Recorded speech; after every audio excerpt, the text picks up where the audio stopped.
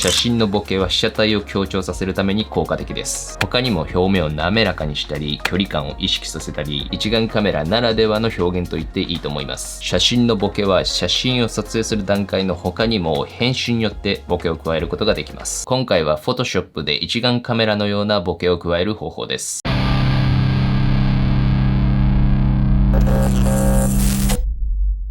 こんにちは、かきです。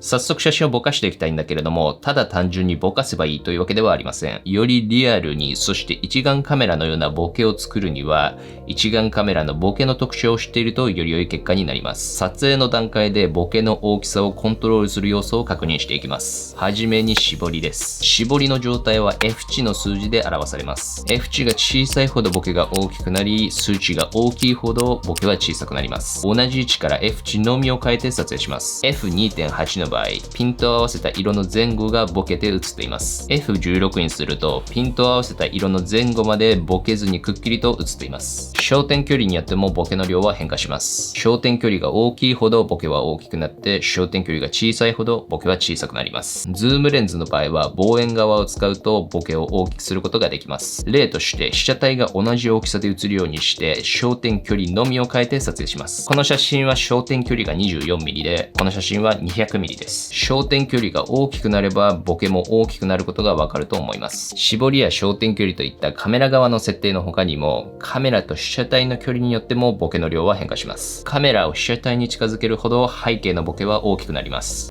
近づけることができる距離はレンズの種類やレンズの性能によっても違います。被写体から離れた位置から撮影した写真に比べて、近くの位置から撮影した写真では、ピントがあった部分以外はボケているのがわかります。カメラと被写体の距離の他に、被写体と背景の距離もボケの大きさに関係します。背景が被写体から離れるほどボケの量は大きくなります。ピントが被写体に固定されているとして、ピントの位置から遠くなればなるほどボケが大きくなることがわかると思います。ボケの大きさを決める要素は主にこの4つです。写真にボケを加える場合は、どの要素でボケを加えるか判断することができれば、よりリアルなボケにすることができます。悪い例を紹介します。被写体からの距離が遠く、そして広角で撮影しているところにボケを加えると、不自然に感じます。被写体と背景の距離が近い写真にボケを加えると少し違和感があります。被写体に近寄って撮影している場合、奥に行くほどボケが大きくなっているので一見自然に見えますが、この写真の場合でこれだけボケが発生しているということは F 値がかなり小さいことが予測できます。奥側だけではなくて手前側もぼかすとよりリアルになる可能性があります。写真によって加えることができるボケを理解できれば、よりリアルなボケの表現をすることができるとわかると思います。そして写真によってはボケが加えられないものがあるのも理解できると思います。Photoshop の操作をしていきます。今回は2つの写真を編集していきます。1枚目はこの写真です。この写真の場合、ボケを作ることは比較的簡単です。被写体と背景の距離が離れていて、かつ完全に分離しているので、ぼかし方は単純です。背景のみをぼかせばいいということがわかります。写真を Photoshop で開きます。背景のレイヤーが選択されていることを確認して、コマンドプラス J でオリジナルの写真をコピーします。ここで一旦ストップです。まずは一番簡単でイメージしやすい方法を紹介します。W を押すと選択ツールに切り替わります。被写体の形が単純なものであれば、被写体を選択を押すとソフトが自動で被写体を検出して選択範囲を作成してくれます。今の選択範囲だと被写体に効果を加えることになります。ボケの効果を加えたいのは背景なので、Shift、コマンド I で選択範囲を反転します。フィルターからぼかし、レンズを選択します。プレビューをチェックすると調整の結果がリアルタイムで反映されます。好みのボケの量に調整したら OK を押して完了です。背景のみをぼかした写真を作成することができますが、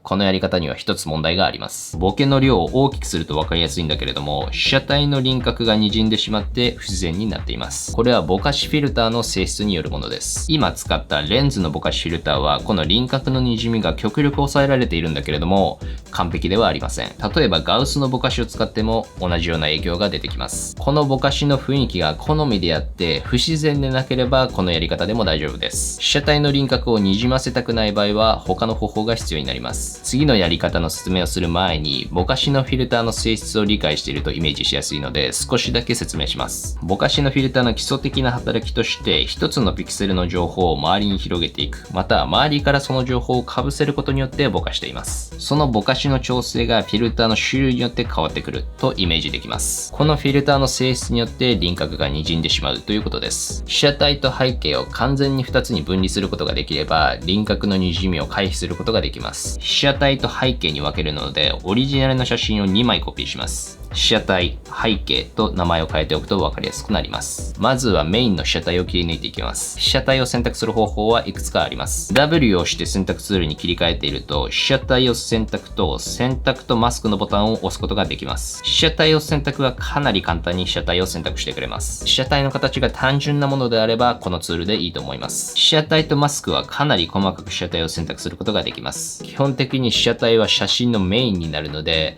選択の漏れが発生してしまうのは避けたいことです。今回は選択とマスクを使っていきます。オプション、コマンド R で呼び出すこともできます。被写体の選択の画面に切り替わったら、被写体を選択をクリックします。この時選択範囲が自分で分かりやすいように表示モードを選択するといいです。今回は選択している部分が赤色になるようにします。この写真では被写体の輪郭がシンプルなので、被写体を選択をクリックしただけでかなり正確に選択できています。髪の毛など輪郭が複雑になる場合は、エッジの検出やグローバル調整を使って細かく選択範囲を調整することができます。どの写真でも言えることなんだけれども、切り取った輪郭がはっきりしすぎていると合成の時に違和感を感じることがあります。この写真でも選択範囲の輪郭をグローバル調整のぼかしの数値を大きくしてわずかに滑らかにします。目で見て少しだけぼやけるくらいで十分です。これをすると合成をした時に他の画像と馴染みやすくなります。これで被写体の選択が終わりましたが、被写体だけを残したいので、背景を消す操作をしていきます。反転またはシフトコマンド I を押すと選択範囲が被写体から背景に変わります。この状態で出力先を選択範囲にして、最後に OK を押します。最初の画面に戻ってきました。今までの操作で作成した選択範囲が表示されています。この状態でデリートをします。選択した背景が消えます。オリジナルレイヤーがあるので、画面上では背景があるように見えているんだけれども、オリジナルレイヤーを非表示にすれば、編集したレイヤーの背景が消えていることがわかると思います。同じように今度は背景のレイヤーを作成していきます。背景のレイヤーが選択されていることを確認して被写体を選択をクリックします。背景はメインの被写体と比べれば正確ではなくていいし、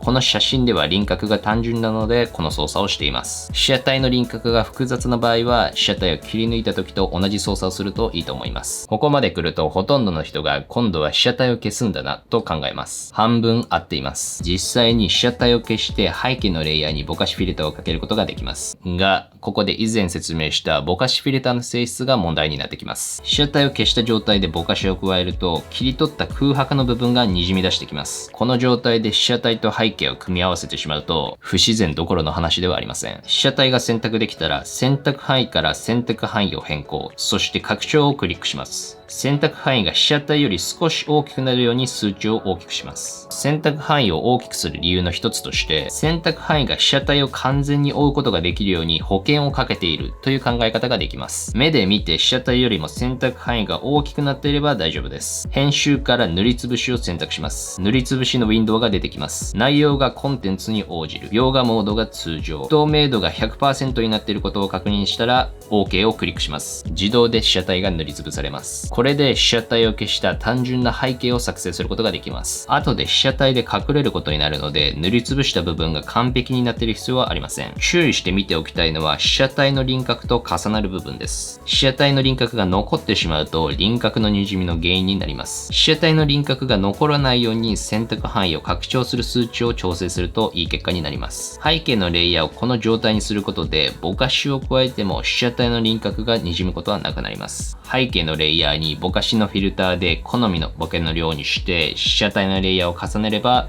完成です。被写体と背景が完全に分離しているので、背景をいくらぼかしても被写体に影響することはありません。そして輪郭が滲むこともありません。結果を見ていきます。オリジナルの写真です。背景をぼかした写真です。自然に背景をぼかすことができていると思います。もう1枚の写真を見ていきましょう。例として1枚目と同じ方法でボケを加えていきます。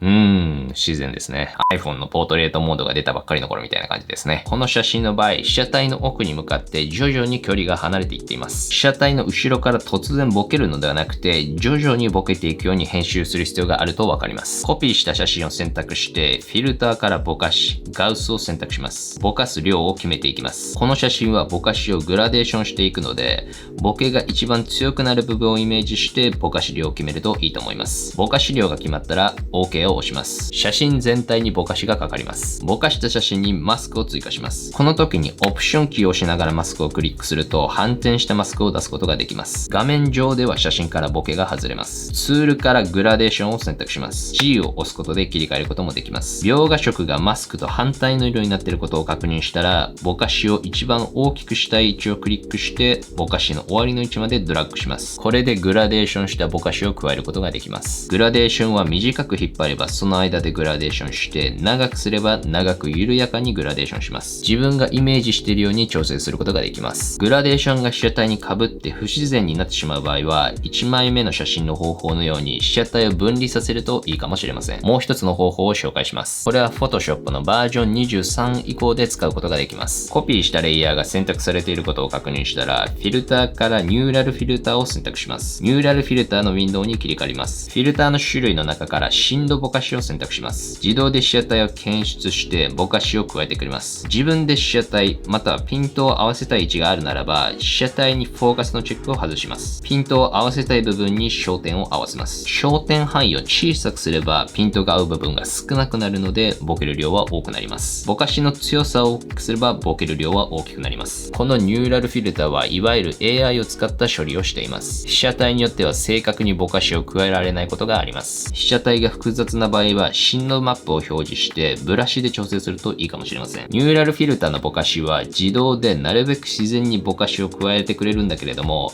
あくまでソフトの処理によるものです。より緻密に自分のイメージしている通りにぼかしを加えたい場合は、手動でやった方がいいかもしれません。写真によって仕上がりがいい方を選択するといいと思います。グラデーションのぼかしの結果を見ていきます。これは手動で編集した写真です。これがオリジナルです。一眼のカメラで撮影したような段階的なボケが表現できていると思います。今回紹介したのはあくまで一つの例です。今回使った写真だからできた方法でもあるし、他の方法もたくさんあります。ぼかしのフィルターは他にも種類があるので、いろんな表現をすることができます。編集によって写真にボケを加えたい場合は、カメラのボケの特徴を理解していると、よりリアルな表現をすることができます。でも、カメラのボケを完璧に再現することはとても難しいです。ソフトの編集だと、どうしてもプラスチックな印象になりやすいです。レンズの種類によってボケ方は様々です。レンズ固有のボケの表現をしたい場合は、ソフトだけで表現するのはかなり難しいと思います。ボケについての一つの考え方、僕個人の考え方ややり方を紹介します。まず第一に、写真を撮影する段階では、写真をぼかしすぎるのはリスキーだと思っています。シャープな写真を編集によってぼかすことはできるけれども、